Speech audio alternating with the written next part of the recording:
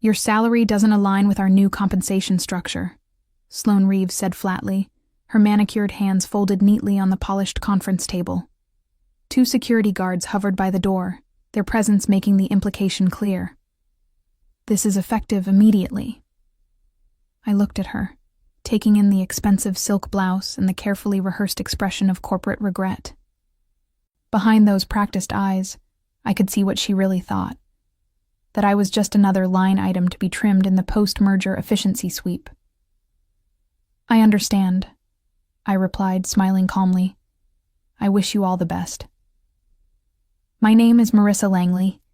For the past decade, I've led the Enterprise Accounts Division at Crosswell & Pine in Richmond, Virginia.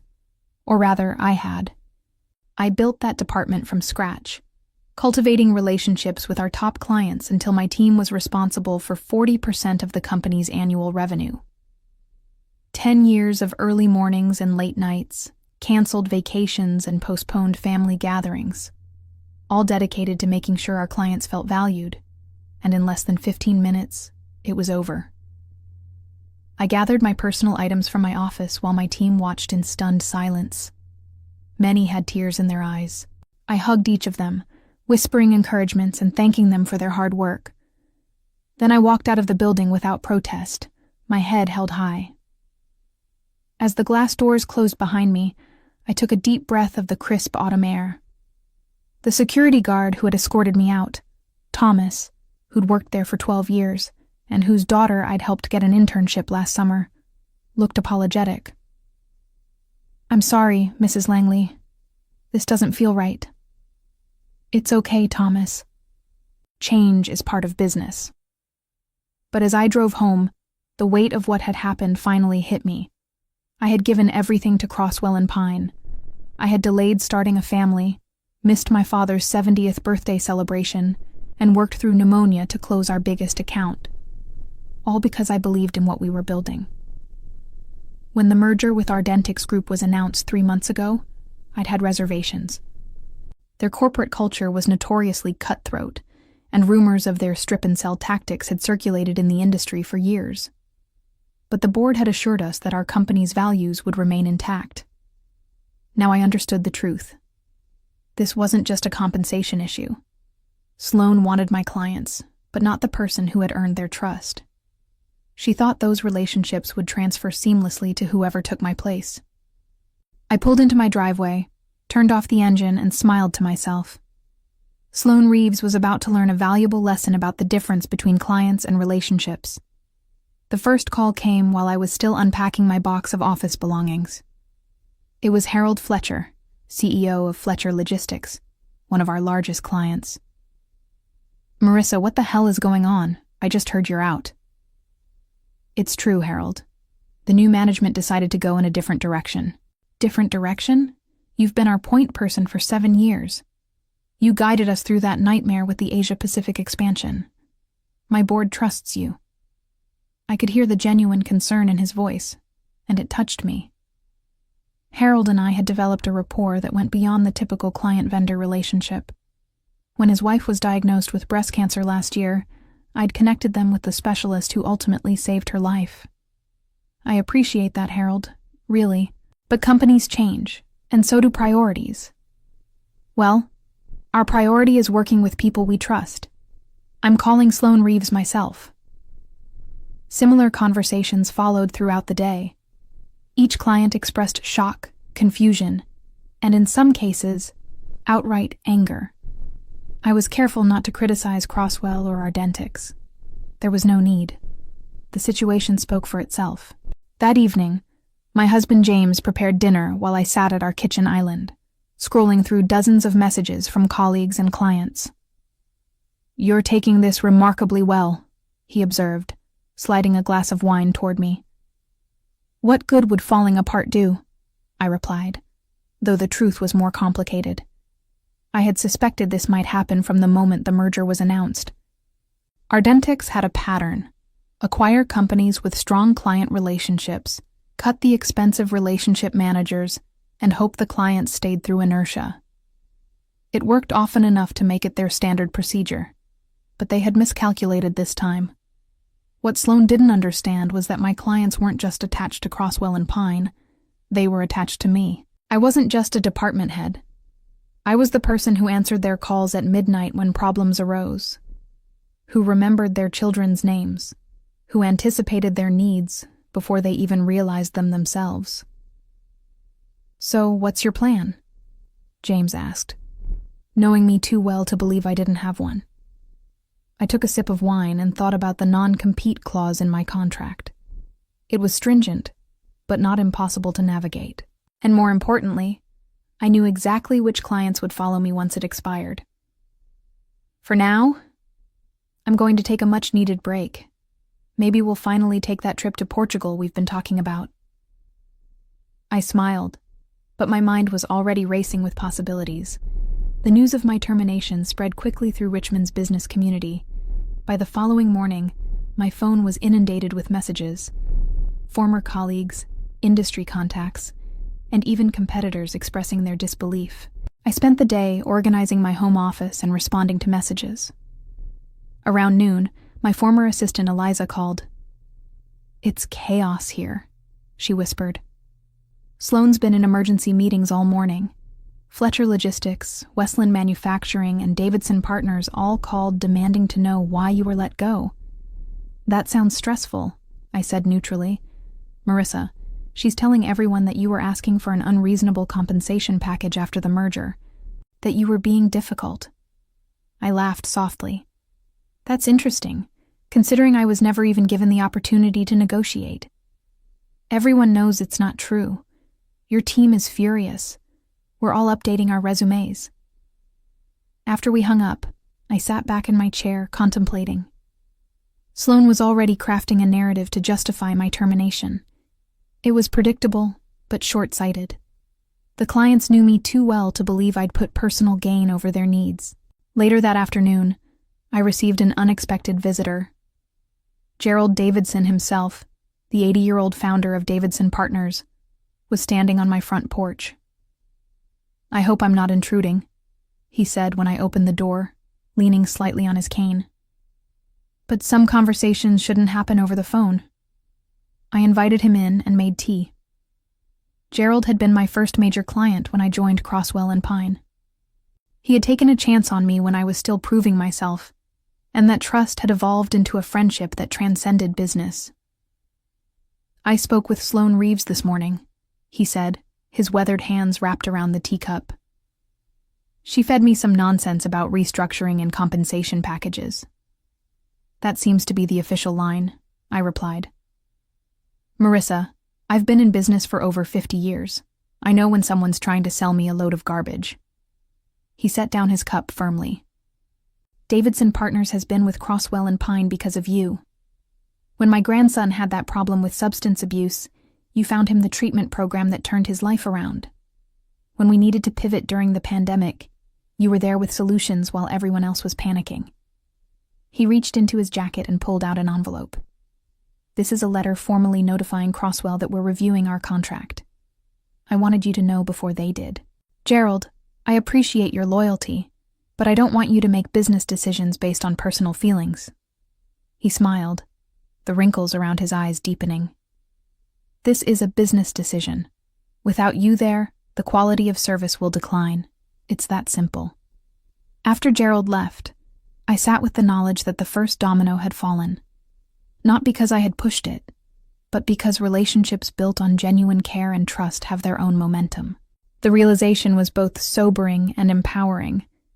I hadn't been just doing a job all these years. I had been building something invaluable. 3 days after my termination, I received a call from a number I didn't recognize. "Marissa Langley speaking." "Marissa, this is Diane Reynolds from Ardentix Legal." Her voice was clipped, professional. "We've noticed some unusual activity with our key accounts and wanted to touch base." I moved to my home office window, gazing out at the maple tree in our front yard, its leaves turning brilliant shades of orange and red. "I'm not sure how I can help with that, Diane. I no longer work for the company." "Yes, but we believe you may be contacting our clients and potentially violating the terms of your non-compete agreement." I had anticipated this call. Sloane was feeling the pressure and looking for someone to blame. I haven't solicited any business or contacted any clients with the intention of taking their business, I replied truthfully. If clients have reached out to me personally, that's their prerogative. We have reason to believe you're actively undermining the company. That's simply not true, Diane. I've been nothing but professional, but I can't control how clients react to my departure. After a tense back and forth, Diane ended with a thinly veiled threat about legal consequences if I violated my agreement. I hung up, unfazed. Later that day, James came home early from his job as a professor at Virginia Commonwealth University. I bumped into Benjamin Wright at the coffee shop, he said, mentioning a mutual friend who worked on Crosswell's board. He says all hell is breaking loose. Apparently, 4 major clients have formally requested meetings with the board to discuss your termination. Really? This was faster than I'd expected. Benjamin said Sloane's been trying to handle it herself, but the clients are insisting on board involvement. They're questioning her judgment. I allowed myself a small smile. That's interesting. He also mentioned they had an emergency financial meeting. They're projecting significant losses if these clients leave. Over dinner, we discussed what this might mean. James studied me with a knowing look. You're planning something, aren't you? I twirled spaghetti around my fork. Let's just say I'm considering my options. The truth was, I had spent the day researching what it would take to start my own consulting firm. My non-compete prevented me from directly soliciting Crosswell's clients for a year, but it didn't prevent me from establishing my own business. And if clients happened to follow me once they were no longer contractually bound to Crosswell, well, that would be their decision. The next morning, Eliza called again. They're trying to replicate your client notes, she said. Sloane has the account managers combing through every interaction you documented, trying to piece together the relationships. I nearly laughed out loud. My client notes were meticulous, yes, but they couldn't capture the nuances of relationships built over years. They couldn't record how I remembered that Fletcher's daughter was allergic to shellfish when ordering catering for meetings, or how I always sent Davidson a bottle of his favorite bourbon on his birthday, or how I'd helped Westland's CFO navigate a personal crisis that had threatened to derail a major deal. How's it going for them? I asked. Terribly. Sloane had a call with Fletcher Logistics yesterday that ended with him yelling that reading Marissa's notes isn't the same as being Marissa. After hanging up, I opened my laptop and continued working on my business plan. I called it Langley Strategic Partners. Straightforward and professional. I began drafting a website and creating service packages. As I worked, my phone buzzed with a text from an unknown number. This is Vivian Park from Westland. Dinner tomorrow? There's something I want to discuss. Interesting. Vivian was Westland's CEO, a brilliant tactician known for her direct approach. I'd be delighted, I responded, curious about what she had in mind. Vivian chose a quiet, upscale restaurant on the outskirts of Richmond for our dinner. She was already seated when I arrived, her expression brightening as I approached the table. Marissa, thank you for coming, she said, standing to embrace me briefly. I've missed our conversations. It's only been a week, Vivian, I laughed. A week too long. She gestured for me to sit. I hope you don't mind, but I've invited a few colleagues to join us. Before I could respond, I spotted Harold Fletcher and Gerald Davidson being led to our table.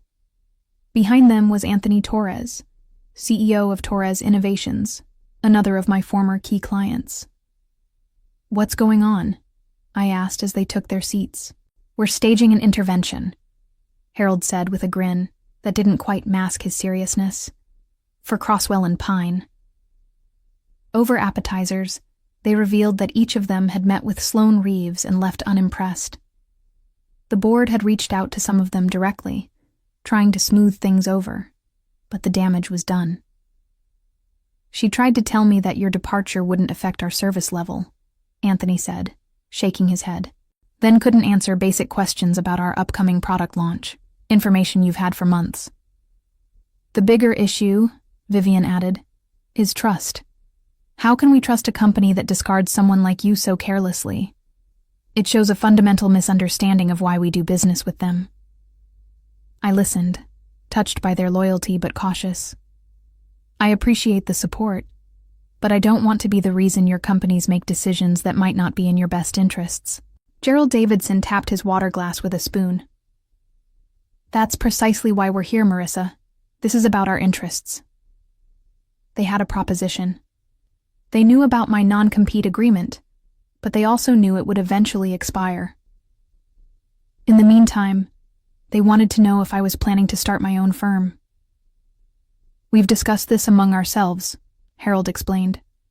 We're prepared to wait out your non-compete period. When it expires, if you have your own consultancy, we want to be your first clients. We're not asking you to violate any agreements, Vivian clarified. We're just telling you that we'll be reviewing our options when our contracts with Crosswell come up for renewal. I was stunned by their coordinated approach. What about your current projects? We'll fulfill our contractual obligations, Gerald said, but we won't be expanding our services with them. And when the time comes, the implication was clear. They were offering me a lifeline, a guaranteed client base once I could legally work with them again. This is overwhelming, I admitted, in the best possible way. Anthony leaned forward. There's more. We've been talking to other businesses in our networks. There's significant interest in your services, Marissa. People who have heard about how you work, who want that same level of attention and understanding. As dinner progressed, we carefully avoided discussing specific plans or making concrete arrangements that might violate my agreement. Instead, we talked about industry trends, their business challenges, and my perspectives on strategic growth. By dessert, I felt a renewed sense of purpose. These weren't just clients mourning the loss of a service provider. They were allies who valued what I brought to their businesses. As we prepared to leave, Vivian pulled me aside. We heard Sloan has been implying you were difficult during the transition. We all know that's not true. And we've made that very clear to the board. I drove home that night with my mind racing. The dinner had confirmed what I suspected. The relationships I had built were strong enough to withstand this transition.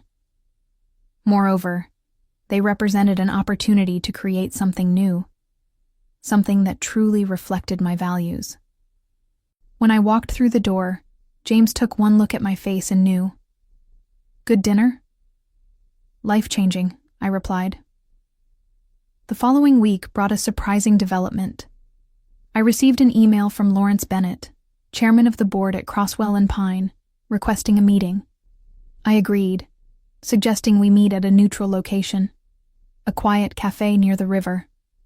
When I arrived, Lawrence was already there, looking considerably more haggard than when I'd last seen him at the company holiday party 6 months earlier. Thank you for coming, Marissa, he said, shaking my hand firmly. I appreciate your willingness to talk. Of course, Lawrence. What can I do for you?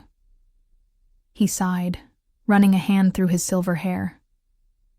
I'll be direct. The board is concerned about the client response to your departure.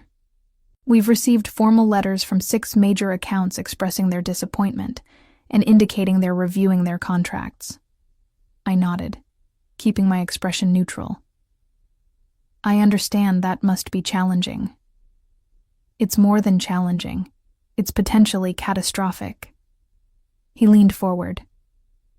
Marissa, the board feels your termination may have been hasty. We'd like to discuss your return to the company.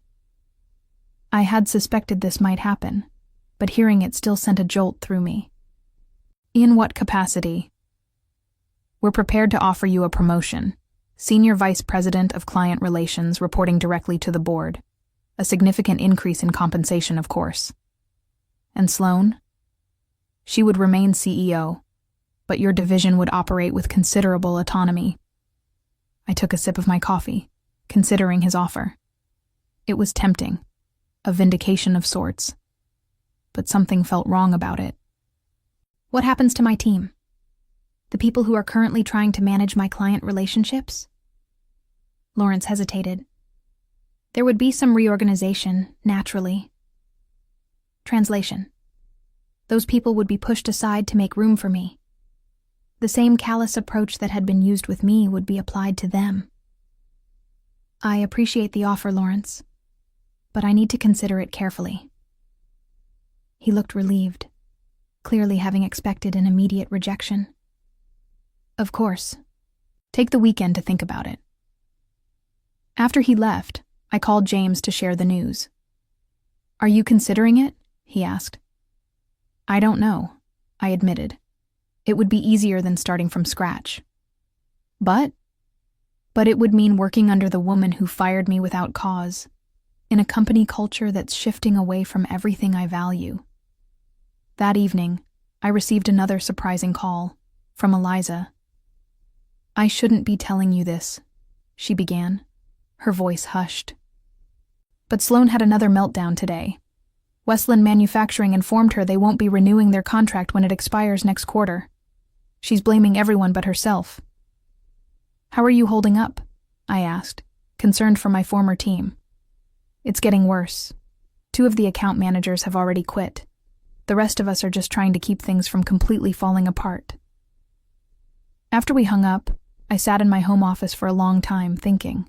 The board's offer represented the easy path, back to the familiar, with the added satisfaction of Sloan having to acknowledge her mistake. But returning would mean compromising on the vision that had been forming in my mind since my termination. Langley Strategic Partners could be something different. A firm that truly prioritized relationships over transactions, that saw clients as partners rather than revenue streams. I picked up my phone and dialed Lawrence's number. I've made my decision, I told him when he answered. I appreciate the offer, but I must decline. Marissa, please reconsider. My decision is final, Lawrence, but I wish you and the company all the best.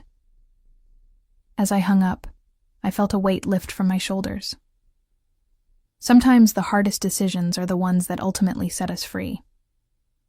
6 months passed quickly. I spent the time meticulously building the foundation for Langley Strategic Partners. I secured office space in a renovated historic building downtown, developed a comprehensive service model, and hired a small but talented team, including Eliza and 2 other former colleagues who had left Crosswell and Pine. I was careful to adhere strictly to my non-compete agreement, focusing on developing relationships with businesses outside of Crosswell's client base. Word spread quickly in Richmond's business community, and I found myself fielding inquiries from companies I'd never worked with before.